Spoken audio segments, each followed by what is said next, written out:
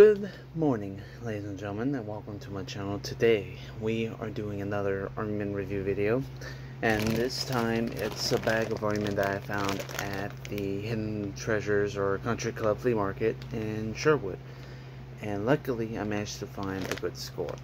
It's a mix of different stuff, mostly cowboys and Indians and a couple of Army soldiers.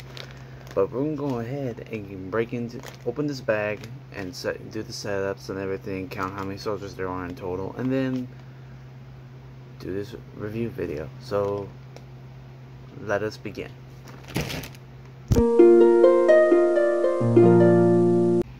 This is our Native Americans, or basically Indians, but I'm calling them Native Americans, and we have a few riflemen along with a spearman, a chief raising his bow and holding his rifle, and another chief or warrior with a spear.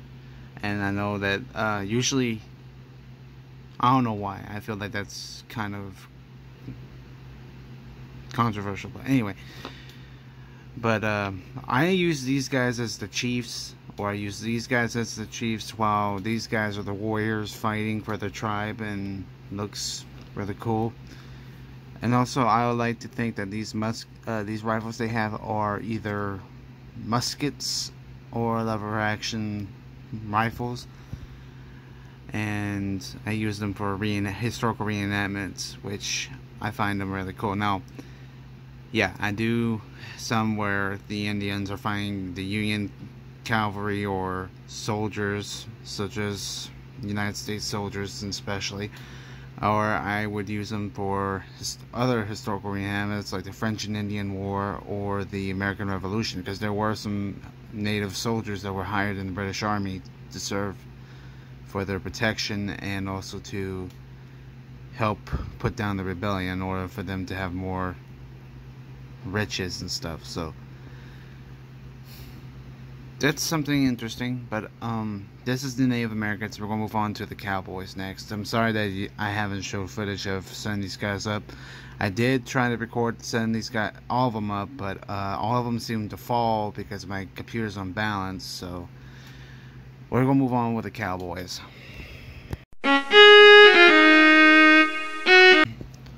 So this is our cowboy army, and as you can see, I'm going ahead and give you guys a pan of the cowboys. We have a few musicians, men with their hands on their hips. I think I'm going to be using them as either the sheriffs or the mayor. And then I have cowboys with lassos, guitars, playing music, riflemen mostly, dual pistols, and cowboys taking off their heads and shooting off in the air like they're celebrating a victory or something. And also I have like two of these soldiers with the rifles with their bayonets, so they could either be Rough Rider soldiers that were enlisted in the armies of 1899 and early 1900, or these are ex-Confederate soldiers who are rebellious against the Union and therefore are fighting for their, you know, either way, find them really cool. I could use them as a Confederate soldier too, so that is really cool. Never seen one like this actually. This is really interesting, and I don't know what brand these are, but whatever the brand is, it's amazing. Like, this style is amazing. I wonder if they had any shooting poses with the bayonet on their rifles, because that would be kind of cool. A poor guy over here, he got knocked over. Okay, I had a couple more. Right, I have two of them right here, but they don't stand as well as these guys, so I'm keeping them aside. But this is the cowboy army, and we're gonna go ahead and get with the final part, which is the regular modern warfare army men, which is really not a lot, but we're gonna show them anyway. So we have our two regular army men. We have one tan flamethrower and one green charger or ambusher with an M16 mounted with bayonet. this is the only two armament that I got, but I got a lot of like Native Americans and cowboys, which is really good because I'm using them for my Plastic tribe members who are trying to modernize and get used to societal terms with every other country. But that's a story for a different day. I'm debating whether I should give this to the Brazilians. Let's get to the Brazilians or the Bonans, because the Bonans are a recently new tribe that I have came up with, and I want to get more soldiers into stuff like that. But that's a good question. And then this one right here, I don't know if I should give it to the Egyptians or Tanzanians. I feel like the Tanzanians need more Tan soldiers, and so does the Brazilians. So I guess I'm gonna give this guy to Brazil and give this guy to Tanzania for now. So this is basically it of the armament tour, but we're gonna go ahead and move on to the next part, which is my message. Okay guys, so remember how I said that I was going to do a review video, and then after that review video I was going to take a little break? Well, turns out my break is already over, and the review video was just this one. I hadn't had, well, I was originally going to do something with stuff I previously bought at Game Exchange, but I figured that would be kind of boring because I already did one of those. So instead I'm doing a armament video because you guys seem to be liking my armament videos, so that's why I got the armament from the flea market and reviewing them today. Now another thing is, currently that project I was mentioning, well, I'm in the middle of constructing a war between Brazil and Great Britain, and well, Brazil and Great Britain are allies now, and they're up against the Moroccans, the Gangolans, and Bulgaria, because they want to.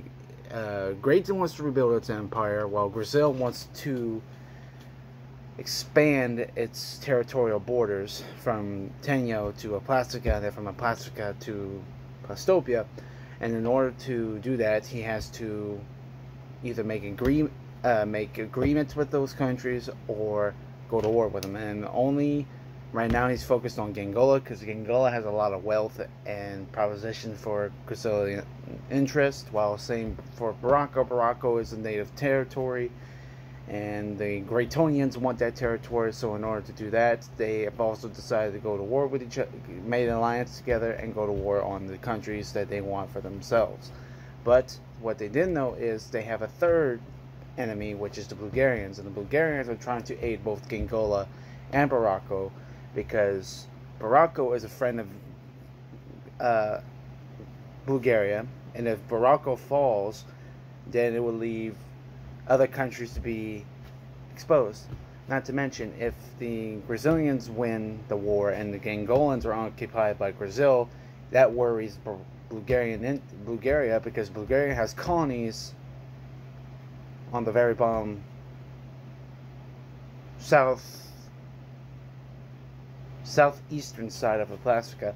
And not only that, there's Kandaharian territories above his. So if the Brazilians ever decide to go to war with the Kandaharians and defeat the Kandaharians and lose their colonies, then the Bulgarians' colonies are next in being attacked by Brazil. So basically, Bulgaria is doing a war to protect its colonies and to protect its friends and its allies. Not to mention, recently they have been at war with Tenoria, but Bulgaria didn't really participate except supply other countries to defeat Tenoria, but that resulted in failure, and therefore there's a couple countries. So basically what I'm saying is there's an imperial war going on with different countries and trying to rebuild or construct new empires, and then that will lead to another series of imperial wars, revolutions, and stuff like that. Basically, my project is having a war, and technically I'm already conducting that war.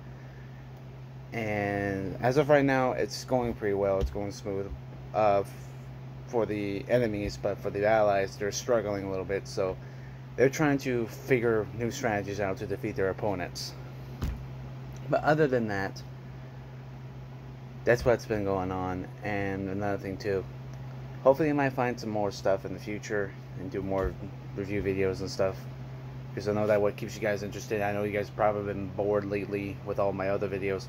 Speaking of which, guys should check out my previous video that I made before I made this one, and that's the final video of my Ornament Collection Universe. I know that I haven't really been receiving a lot of good views on those videos.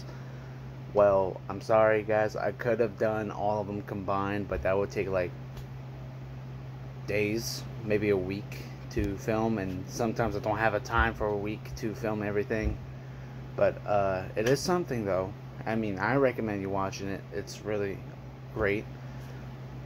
And another thing too, I'm also thinking about either doing a concept where if there's a war or something going on, I maybe should make a little series called Plastic News, where you get to be informed with wars and other things like real life news, like crime or economy issues, trading, diplomacies, alliances, wars, famines, stuff like that. And you guys could be interested in that.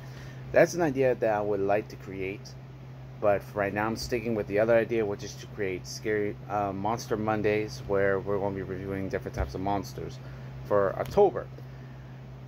But we'll see how it goes. Other than that, that's all I have to say. Thank you for watching, and see you guys next time.